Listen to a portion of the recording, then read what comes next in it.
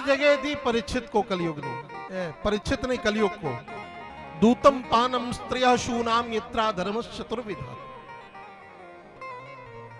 पांचवी जगह कंचन में दिया। तो जैसे ही कहा कि कंचन में वास हो, उसी क्षण परीक्षित के मुकुट में जाकर कलयुग प्रविष्ट हो गया।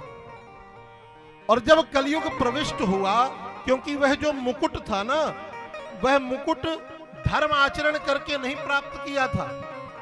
वह मुकुट जरासंध को मार करके, जरासंध के कारागृह से छीन करके भीम लेकर के आए थे। उस मुकुट में कलयुग प्रवेश किया और कलयुग के प्रभाव के कारण संत की अवज्ञा कर दी।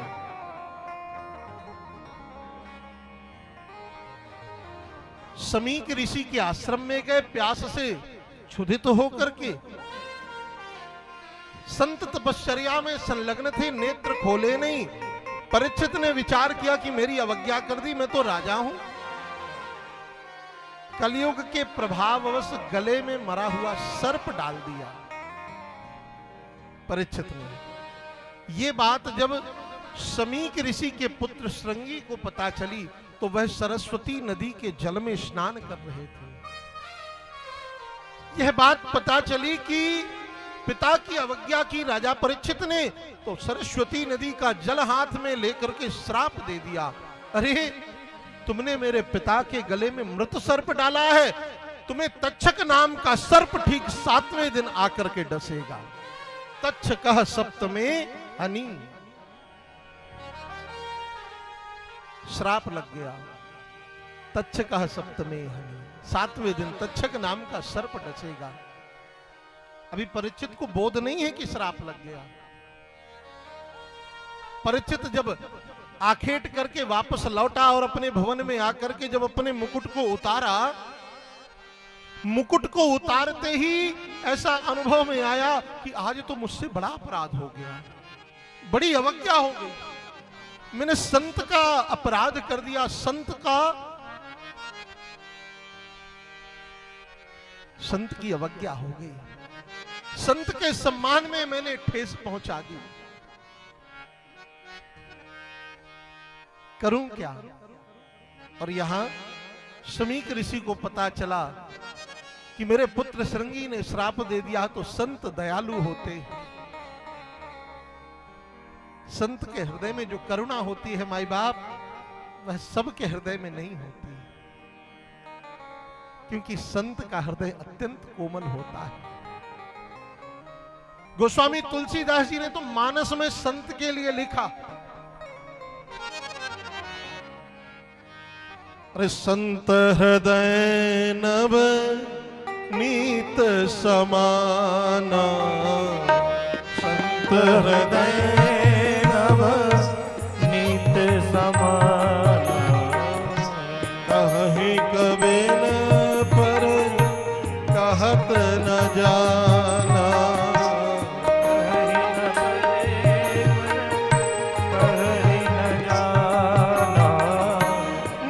परिताप द्रवहि नवनीता, निज परिताप द्रवहि नवनीता, पर दुख द्रवहि संत सो पुनीता, पर दुख द्रवहि संत सो पुनीता, पर दुख द्रवहि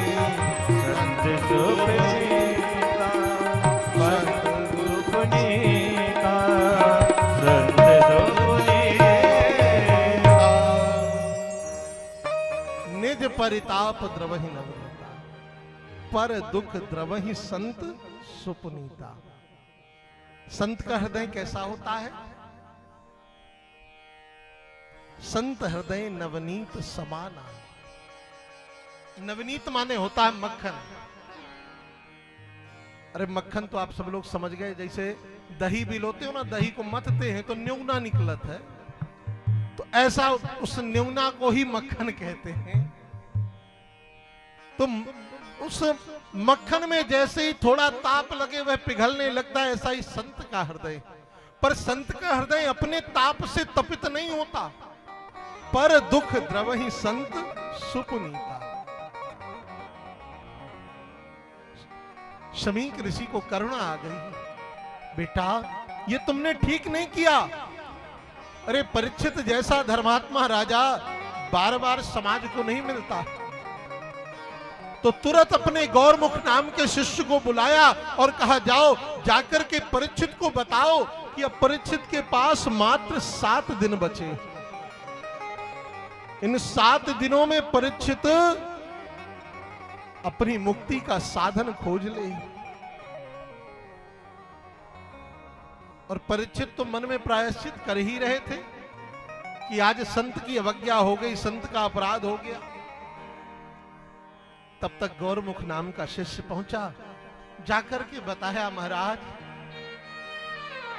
आपके पास अब जीवन में 7 ही दिन हैं। इन 7 दिनों में आप अपनी मुक्ति का साधन खोजिए।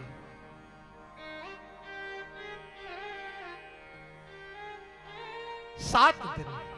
मैं निवेदन करूं, ये परीक्षित बस को श्राप नहीं है, हमारे आपके पास भी 7 ही दिन है। 8वां दिन विधाता ने किसी के लिए बनाया नहीं।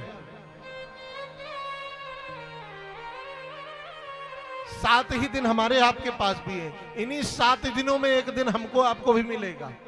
कोई सोमवार को जाएगा, कोई रविवार को जाएगा, कोई भौमवार को जाएगा, कोई बुधवार को जाएगा, कोई गुरुवार, कोई शुक्रवार, कोई शनिवार।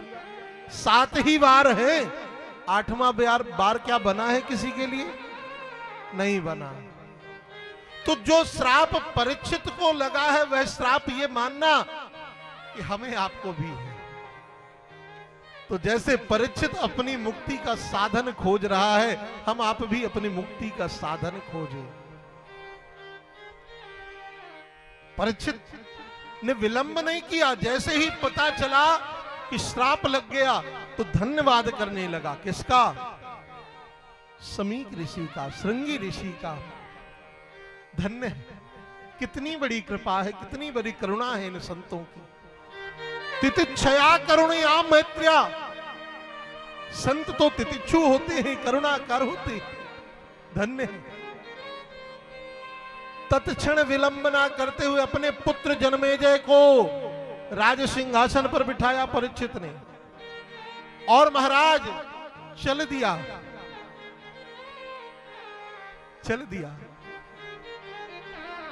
अपनी मुक्ति के साधन की खोज में।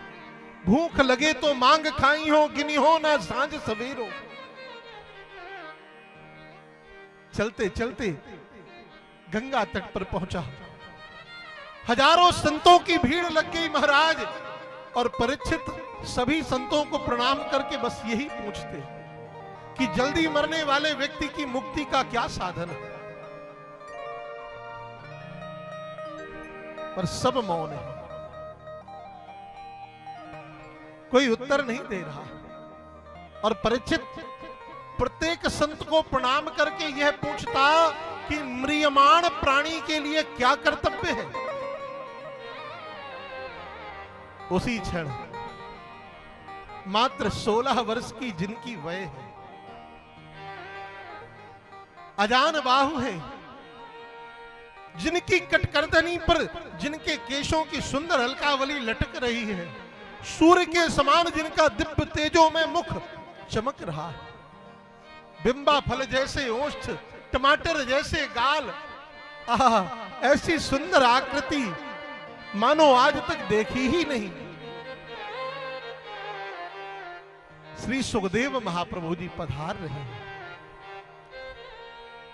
अरे तत्रा भवद भगवान व्यास पुत्रो, तत्रा भवद भगवान व्यास पुत्रो, यदृच्छया गामट मानुपेच्छ, मानो नमेच्छा, अलक्षलिंगो निज लाभ तुष्टो, अलक्षलिंगो निज लाभ तुष्टो, व्रतस्य बालैरवधूतवेषा व्रतस्य बालैरवधूतवेषः अलक्षलिङ्गो निजलाभतुष्टो अलक्षलिङ्गो निजलाभतुष्टो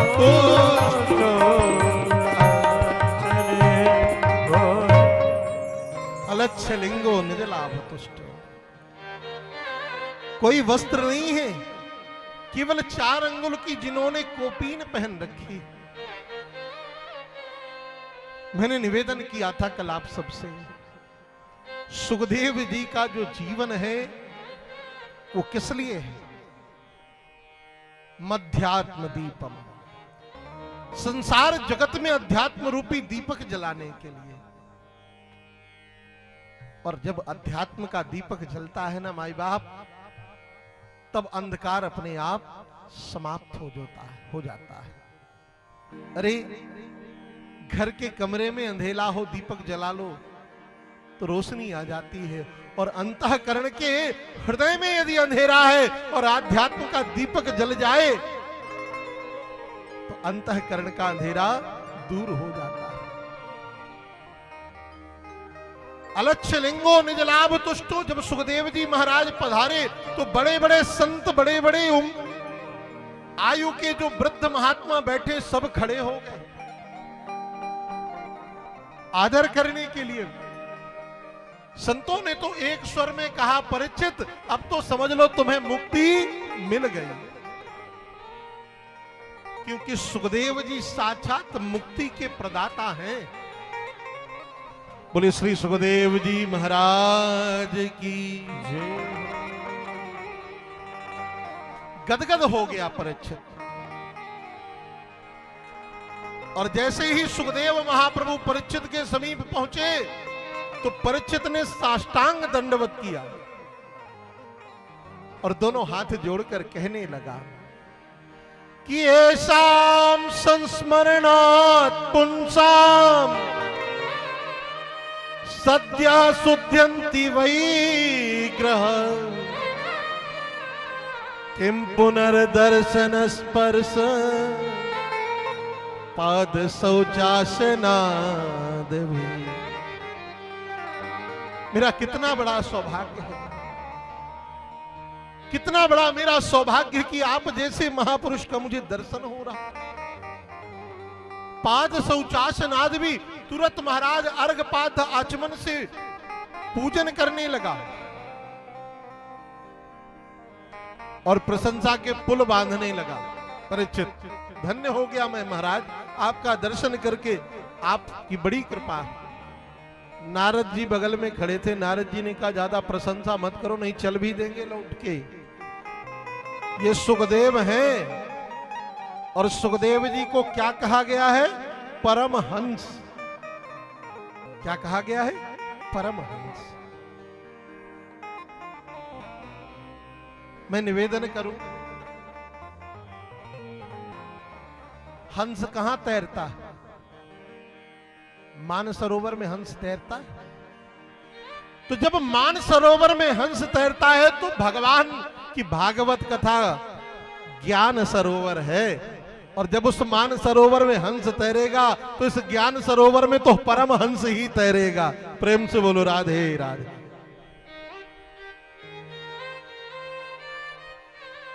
परीक्षित ने विलंब नहीं किया, नारद जी की आज्ञा को माना और महाराज पूछ लिया।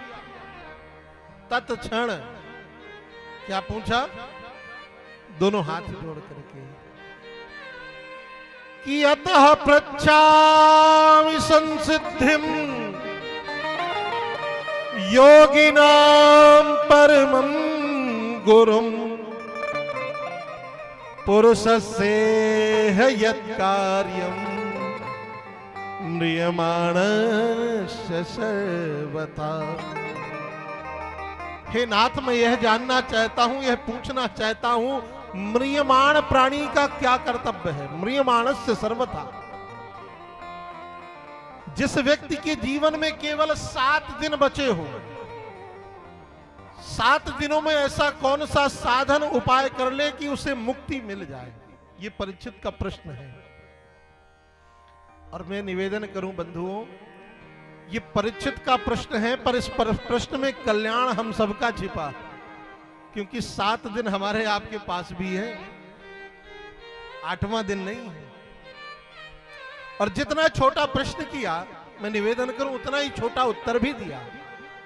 सुखदेव जी ने प्रश्न किया कि जल्दी मरने वाले व्यक्ति की मुक्ति का क्या उपाय है, तो सुखदेव जी ने उतना ही सुंदर और उतना ही शीघ्र उत्तर दिया और कहा, राजन,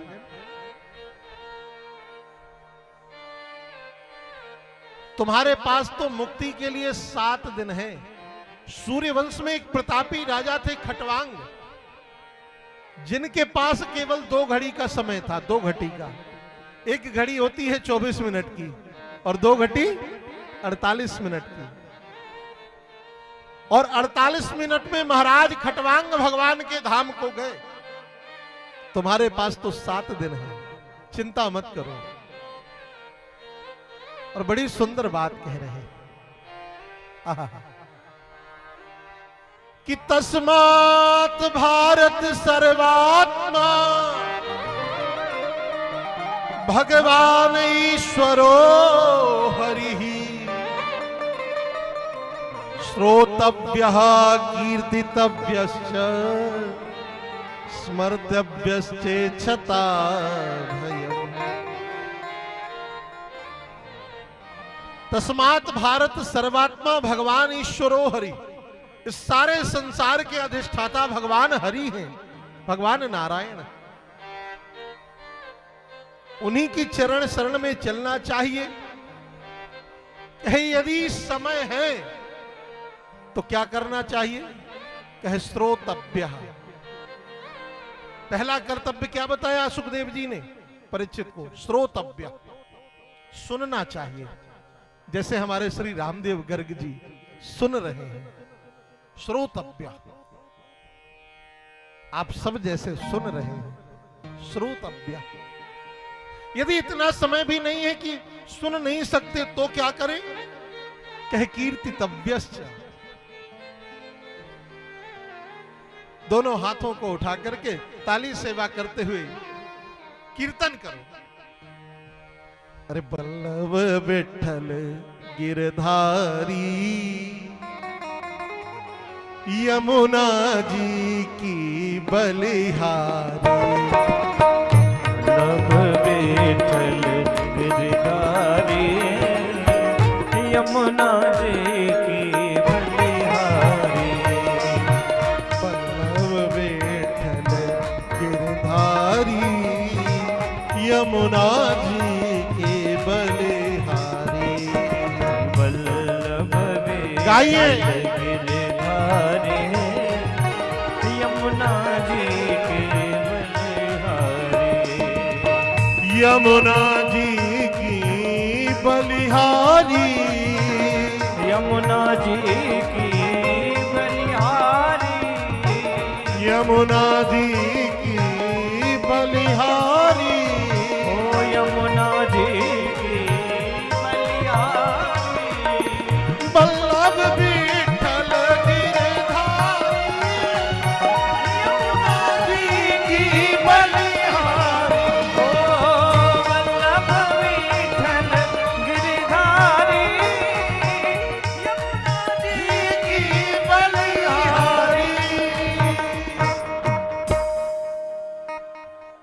तो पहले सुनिए, श्रोतव्य। यदि उतना समय नहीं है तो कीर्तितव्यश्च, कीर्तन करिए। और यदि उतना भी समय नहीं है किसी के पास तो क्या करें? कहे खाट में पड़े पड़े केवल भगवान का स्मरण कर ले। स्मर्तव्यश्चेच्छता भयम्। केवल स्मरण करने मात्र से वह भगवान के धाम का पथिक बन जाएगा। भगवान उसे अपनी चरण शरण में रख लेंगे।